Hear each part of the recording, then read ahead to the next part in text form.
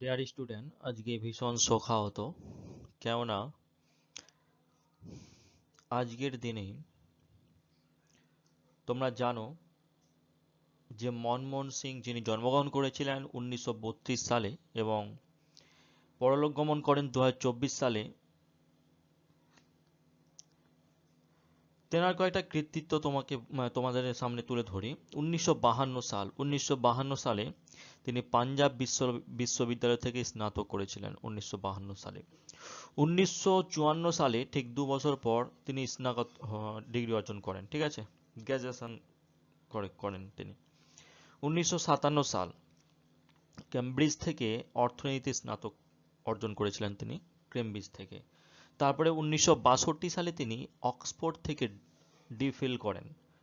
1966 থেকে 59 রাষ্ট্রপুঞ্জের চাকরি করেন তিনি এবং 1969 সালে তিনি অর্থনীতির অধ্যাপক হিসাবে দিল্লি স্কুল অব ইকোনমিক্সে যোগ দিয়েছিলেন।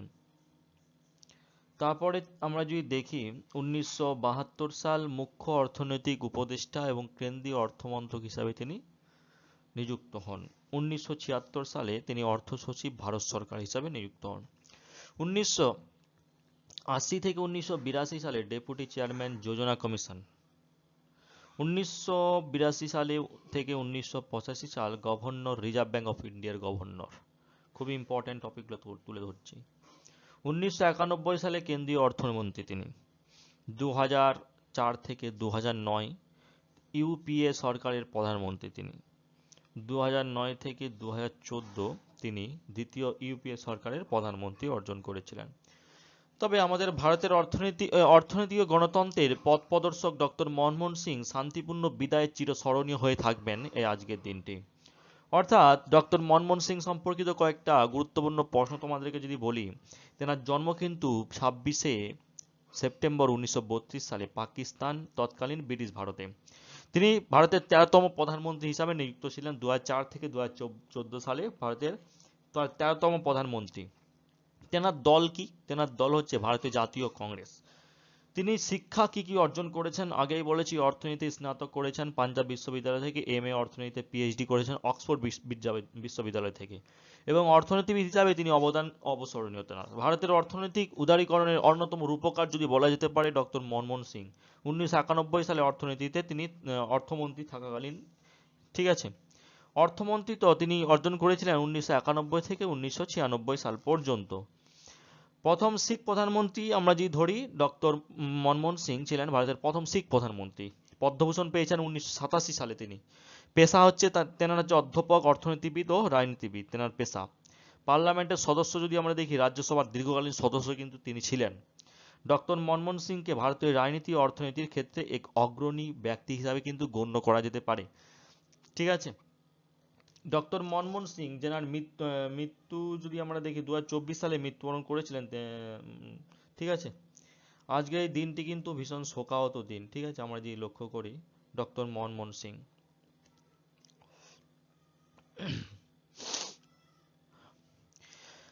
এই ডক্টর মনমোহন সিং যিনি কিন্তু ভারতের সকল মানুষের কাছে কিন্তু একটা আবেগপ্রবণ নাম, ডক্টর মনমোহন সিং।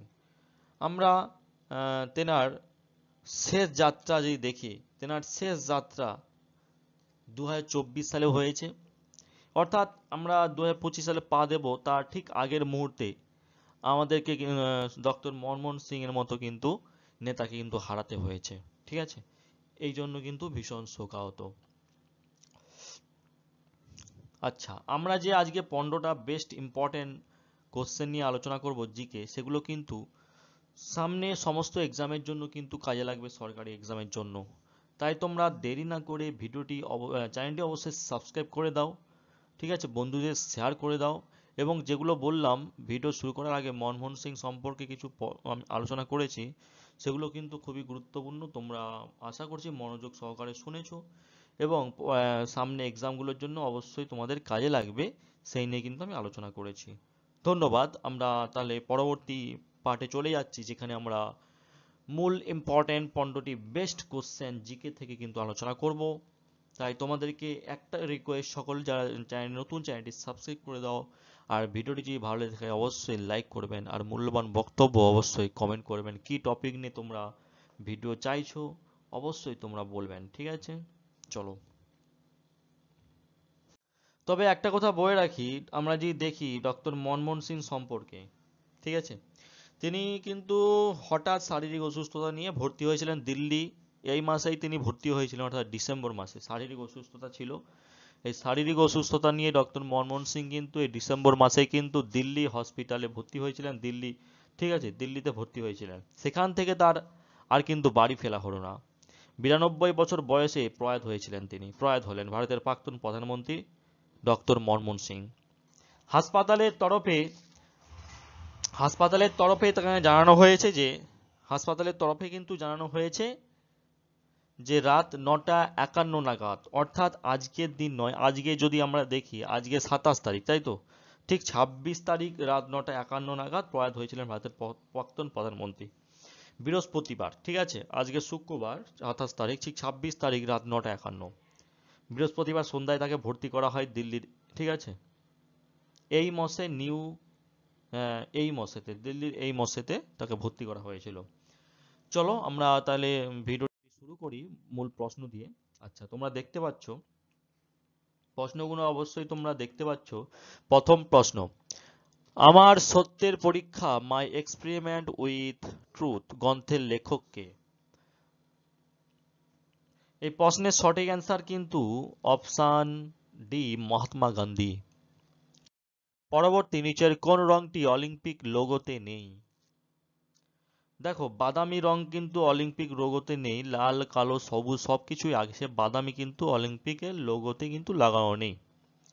পরবর্তী, কম্পিউটারের জনক হিসাবে কাকে গণ্য করা হয়ে থাকে? তোমরা সকলে জানো কম্পিউটার থেকে কিন্তু প্রশ্ন একটা খুবই ইম্পর্টেন্ট, কম্পিউটারের জনক হিসাবে গণ্য করা হয়ে থাকে চার্লস ব্যাবেজকে। পরবর্তী, আমরা কার স্মৃতিতে ক্রিয়া দিবস পালন করি?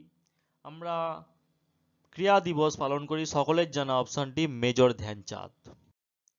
পরবর্তী, গোয়ার মুখ্যমন্ত্রীর নাম কি? গোয়ার মুখ্যমন্ত্রীর নাম সকলেরই জানা উচিত। গোয়ার মুখ্যমন্ত্রী হচ্ছে প্রমোদ সাওয়ান্ত, অপশন সি। পরবর্তী, মেঘালয়ের মুখ্যমন্ত্রীর নাম কি? কারেন্ট অ্যাফেয়ার্স এর প্রশ্ন। মেঘালয়ের মুখ্যমন্ত্রীর নাম কি? কনরাড সাংমা, অর্থাৎ অপশন এ। পরবর্তী, 7 দাগের ছত্তিশগড়ের নতুন মুখ্যমন্ত্রীর নাম কি?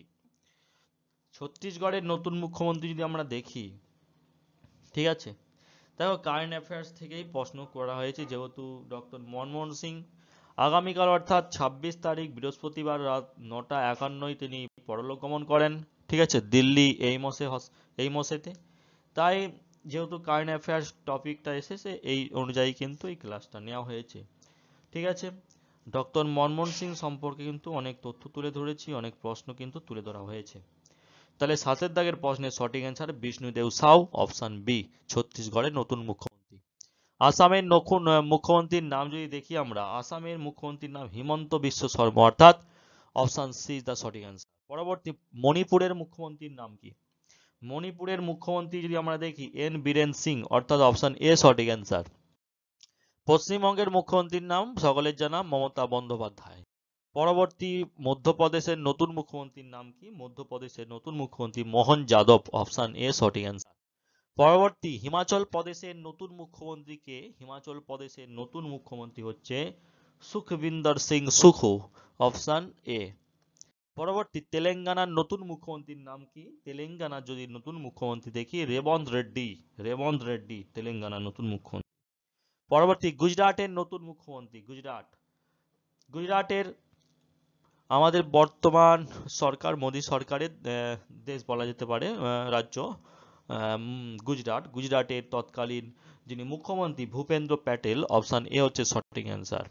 পরবর্তী, কেরালার মুখ্যমন্ত্রীর নাম কি? কেরালার মুখ্যমন্ত্রীর নাম, এই প্রশ্নের উত্তরটা তোমরা সকলে কমেন্ট করো, আশা করছি সকলে কমেন্ট করবে। ধন্যবাদ। পরবর্তী ক্লাসে দেখা হচ্ছে। All the best. Take care, সব ভালো থাকবেন, সুস্থ থাকবেন।